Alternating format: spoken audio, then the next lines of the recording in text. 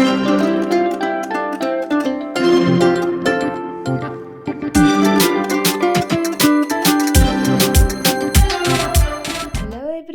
आज आम बनाया जाऊे कखारू डंकर राई जोटा कि आमर ओडिया स्टाइल रे आम बनैबा। तो तापाई आम कखारू पत्र नहीं जाइए।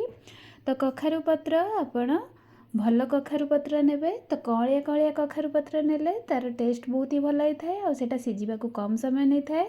तो ये भाव में कखारू पत्रु आम तार जो माने बाछि नवा जमती कि यही टाइप्र सूता टाइप्र बाहर। तो सेमती बाछि नवा तार स्टेम गुड़ाक जो डंक गुड़ाक आम ये भाव में कट करके रखी नवा।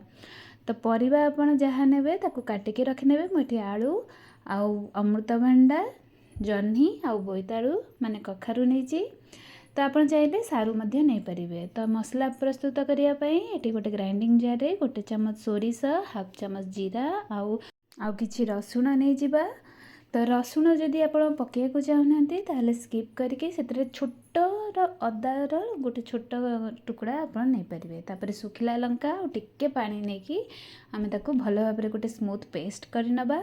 तापर एबे गोटे मोटा कड़ाई रे आम सोरिष तेल किछि नबा। तो आप बेसी सोरिष तेल केबे भी यूज करेंगे, आप कम तेल रे ही आजिकल समस्ते प्रिफर कर रोषे करिया को। तो आम कम तेल ही नबा। तो से फास्ट आम बड़ी को आम फ्राए कर नबा। जदि आपण बड़ीर रेसिपी जानी ना ताहले मो चैनल जाइए इजीली आपण बड़ीर रेसिपी फाइंड आउट करें। आउ केमिति आम न फेणई कि हाथ में न फेणई कि एत कष्ट करवानी। तो आम ताको इजीली केमती करवा तो तार गोटे मु वीडियो ऑलरेडी दे देछि। तो आप चाहिए ताको जाइए चेकआउट करेंगे। एबे बड़ीटी फ्राए सारा ताको काढ़ी नबा। तापर से कड़ाई रे टिके तेल ऐड करके आम से पंच फुटण ऐड करवा। जदि आपण पाखे पंच फुटण नहीं ताले खाली जीरा कि सोरिष मध्य देले चलिबो। तापर एबे सब गुड़िक वेजिटेबल जो आम काटिके रखिते ताको ऐड कर नबा। ताको टिके भाजी नबा। तो वेजिटेबल को सीझेकी केबे ऐड करेंगे। तो ये भाव में कंचा ऐड करेंगे। तापर एबे कखारू जो डंक थिला ताको मध्य ऐड कर नबा। तो ताको एबे भल भाव में टिके गोलेकी मिक्स कर नबा। तो कखारू डंकर राई समस्त को प्राय पसंद होता है। तो एबे तादरे आम स्वाद अनुसार लुण ऐड कर नबा।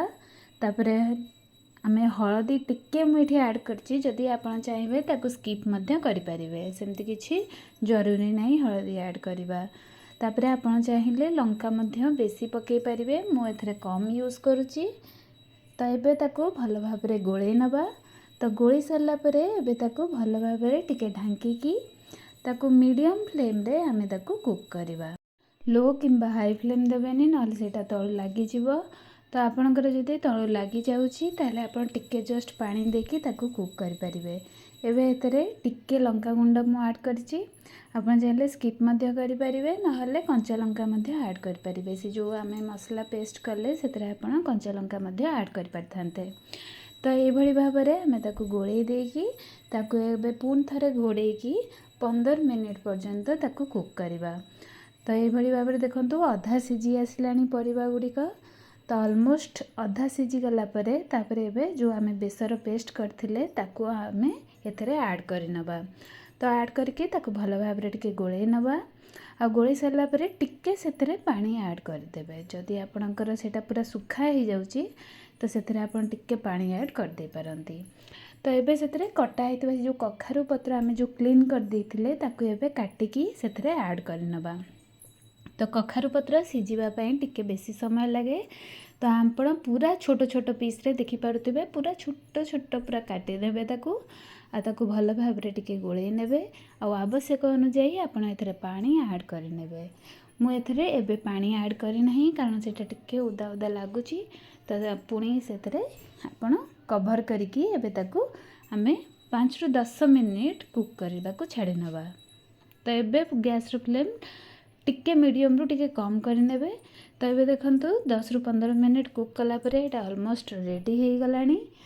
तो एबे ही आपण कोन करिवे ना, जदि आपन को झोलिया झोलिया टिके पसंद तो आपण एबे टिके बेसी पानी ऐड कर देबे। मु एथि कम पानी ऐड करछि कारण सेटा मते बेसी ग्रेवी पसंद नुहे।